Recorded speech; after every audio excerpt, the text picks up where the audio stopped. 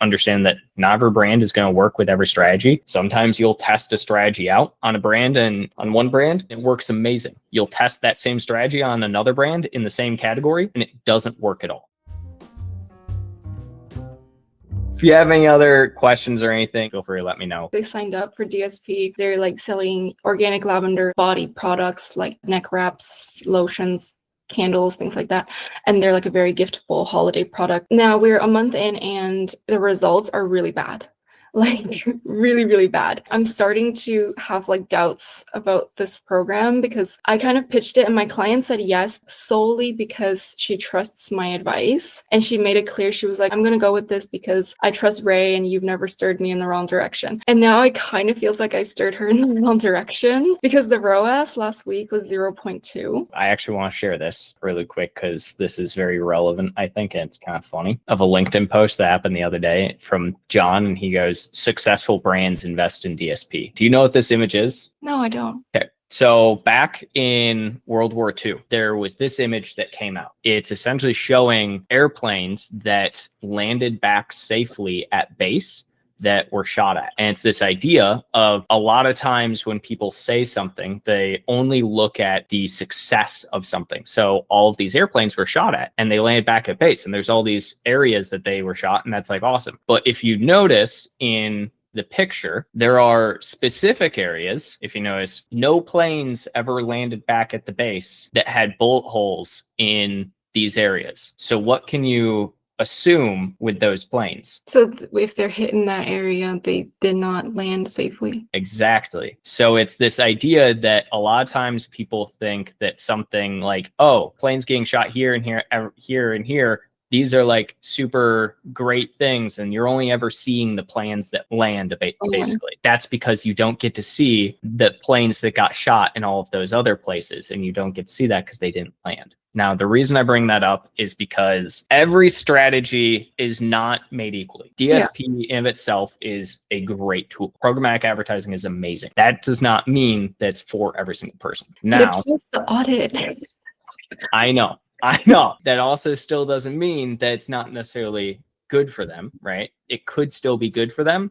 Sometimes it takes more time. A plane that gets shot in the fuselage can probably take a little bit longer, so to speak, to land back at base than plane that got shot and the pilot's dead. I don't know. Right. Something. My point here essentially being this: when you're trying to understand whether or not a strategy such as like DSP, for instance, is really good for a client, even with an audit and things like that, take a look and understand also what the client's goals are. DSP is a great tool, but it's not for every single brand. Even if it passes the audit, try and understand that not every brand is going to work with every strategy. Sometimes you'll test a strategy out on a brand and on one brand, and it works amazing. You'll test that same strategy on another brand in the same category, and it doesn't work at all. For her, it was a huge investment. We're pretty much halfway through, and how do I conclude this with her? Like, okay. do we keep going and finish the 3 months? First thing I would do is I would advocate for your client all times. Never going to be upset with a brand manager calling out that something isn't working well, and being proactive about that and trying to figure out why it isn't working and getting extra attention. So if you, for instance, made a retention ticket and IDS yet regarding the DSP? No, I haven't made a retention ticket. I've just been messaging in a group chat with John and Katerina. I'll tell you, this is outside of anything else. Communications die in DMs. So always, for things like this, anytime you want to make sure communication is like getting across effectively, put it in a channel somewhere, whether that's the DSP channel, whether that's retention channel, somewhere. You ever notice, like, I'm in a lot of channels all the time, and I will just like tag people in channels. Part of that is because rather than just DMing someone, if there's like something going on, you have to ever pull someone else in. You know, you want someone else to have visibility. Great example, DSP, it's currently being managed by Francisco, right? So if you have,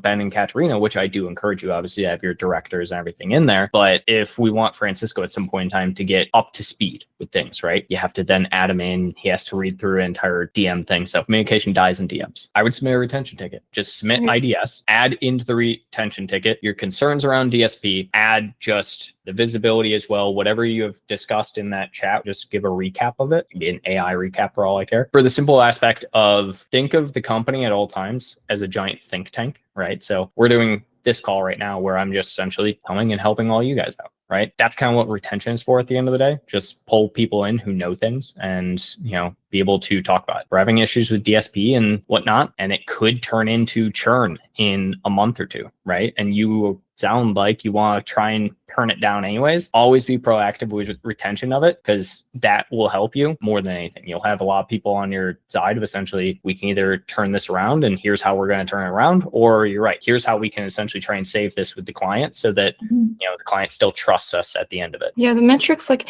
I knew they needed time, because in the beginning the ROAS was it 0.7 or something, and then after a week it was like 1, and I was like, okay, so it's getting better. And then yesterday I got the report for last week and it was 0.2.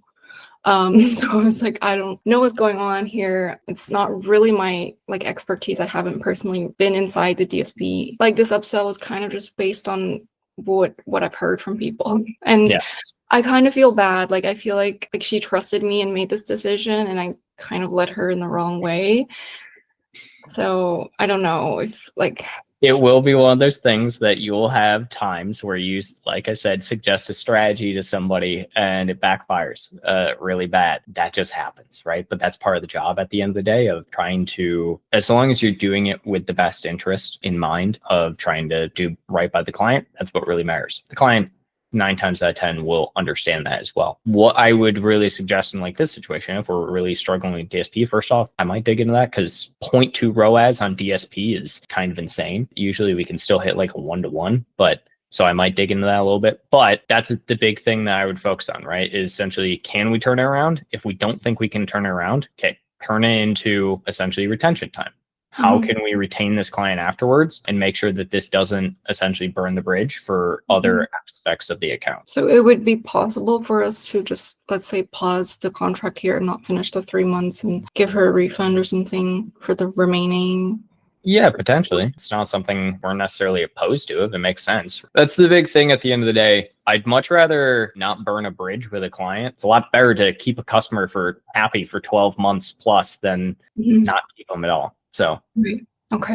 Always do what you think is best for the client and advocate for your brands, but also remember to do it in the sense of what is going to be best for MAG, right?